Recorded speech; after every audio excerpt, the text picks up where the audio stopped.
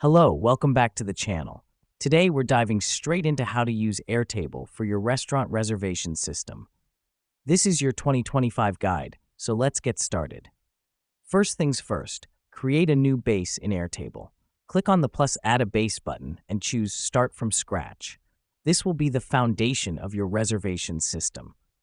We start from scratch to fully customize the system to your restaurant's specific needs. Now that we've done that, the next step is to create the essential fields.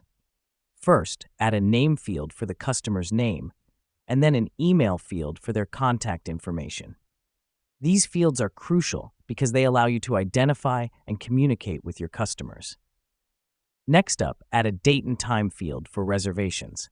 This will help you keep track of when your customers are coming in. The reason we do this is to ensure that the restaurant can manage its capacity efficiently and avoid overbooking.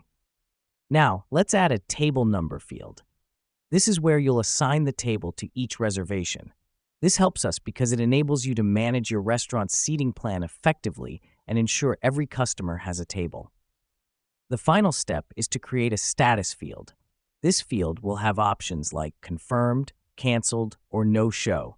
It's crucial because it helps you track the progress of each reservation and plan accordingly. Let me explain why this matters. With this Airtable reservation system, you can see all your reservations in one place, manage your seating plan effectively, and communicate with your customers more efficiently. It's user-friendly, and best of all, it's customizable to your needs. And there we have it. You've just set up your restaurant reservation system on Airtable. Remember, the key is in efficiently managing your information and keeping it up to date. Thanks for joining me today. Until next time, happy organizing.